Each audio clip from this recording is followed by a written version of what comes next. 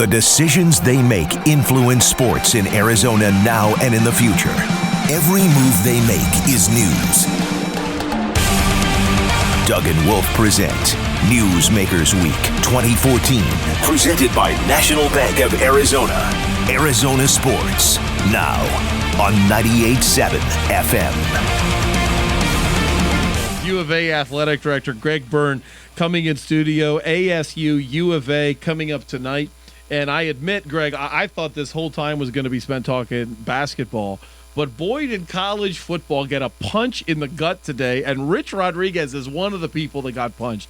Again, fans, if you just tuned in, this is not a rule yet, but it has been passed in order to go to the big committee. So first of all, take us through, how does this actually become a rule in which right now, sounds a little hypocritical, a delay of game penalty will be called if you go too fast, if you snap the ball between 40 seconds and 30 seconds on a play clock, which is probably devastating to Rich Rodriguez. How close is this to becoming a rule? How does this process work before we get into the opinion of it? Well, it's closer than it was a couple days ago. Yes, that's true. Literally, what's today? Friday? So Wednesday, Rich calls me on my cell phone, which I see that happens all the time, and he says, "Hey, do you know about this rule?" I said, "What rule?" And he walked me through it.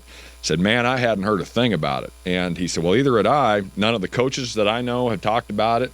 And he said it just kind of got brought up by the Football Rules Committee, and now it goes to the Oversight Committee for college athletics rules and everything that takes place on the playing fields and courts and everything.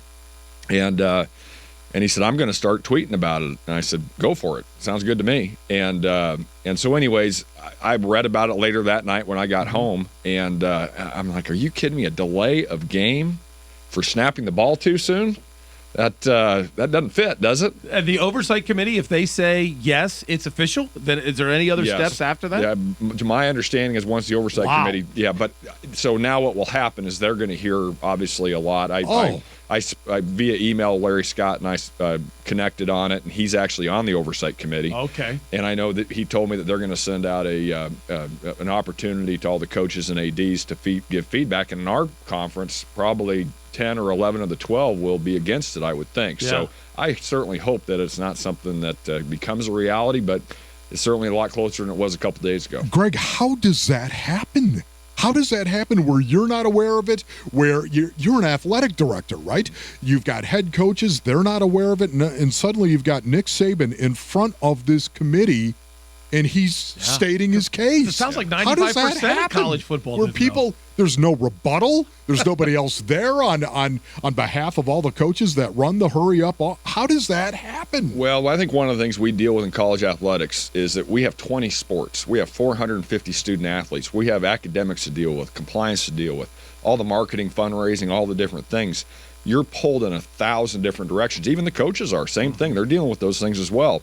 And so I think when you have the rules committees getting together, there may be something on the agenda, but you'd think somewhere somebody's radar would go off and say, this is kind of a big deal. Yes. And make us aware of it before a vote goes through. And so obviously there were some coaches, and I understand each coach is going to have things they're passionate about and they want to see. But what Rich Rodriguez has said, what Mike Gundy has said, the game of college football right now is pretty darn exciting. Mm-hmm. And obviously one of the things we're dealing with nationwide is getting people to our games because TV is so good. But at the same time, too, people are watching. They're engaged with it.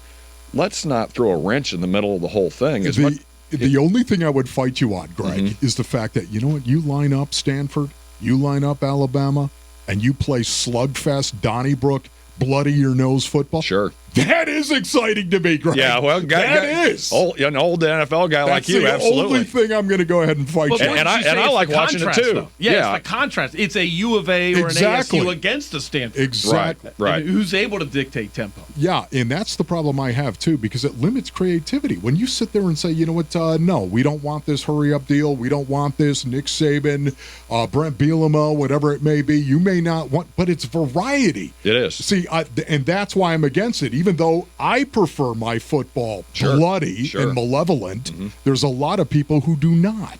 That's part of the great thing about the game now is that there is the diversity of what you're going to see. And Rich Rodriguez, you look at who started the read option, the spread. he's the grandfather, and so to take away one of what his strengths are and how he's been able to build his teams and have a lot of success, boy, I think that'd be unfair. And so obviously we're gonna have some more discussions with it. I hope it doesn't pass, but now that everybody's aware of it, which we weren't before, I think there'll be some pretty good debate about it before anything's finalized. And there's a good or bad way to look at this, depending on what you think of Nick Saban. You have recruiting day, then you have the Thursday media hits.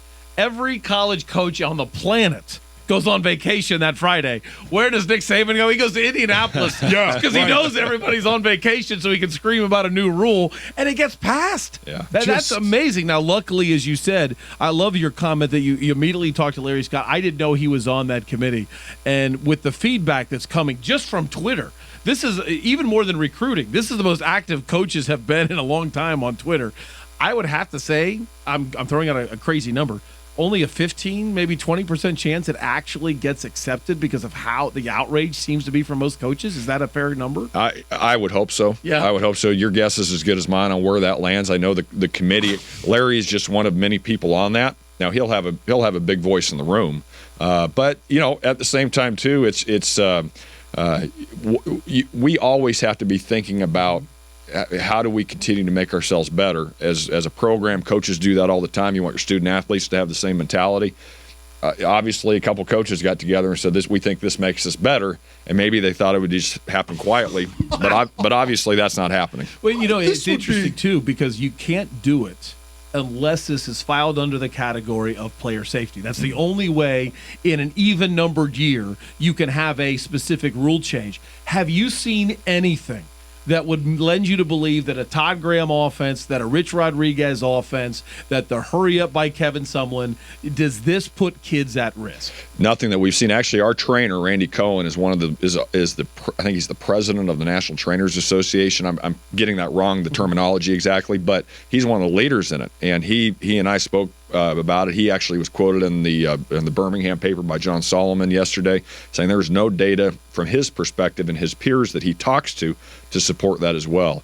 So I know, because of what's taking place in practice, we hardly hit anymore in practice. Yeah. Guys are going in on Saturdays, and knock on wood, we hope it's the same next year. As a program, we stayed really healthy last year, which with the depth we've had, that was important for us.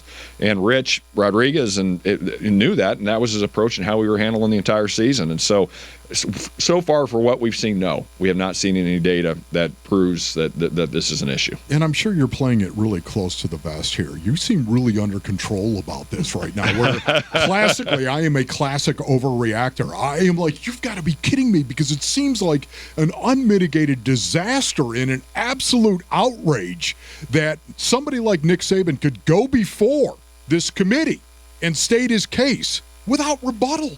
And they'd go ahead and adopt it? I think we need to look. That's insane. It is. I think we need to look at the short term, the issue that's at hand, and then when we get through this, say, okay, how do we make sure this doesn't happen right again? And I hope that can be the case. The other thing is, we got a lot of different people involved in college athletics that have different levels of experience in college athletics, and so we have the CEOs involved at the universities, which they need to be involved. That's really important. But it's really important that the presidents and the chancellors are also talking to their ADs, who are talking to their coaches, who are talking to their student athletes, and having that entire picture when these decisions are getting made and what's taking place. Sometimes we're missing that at different times.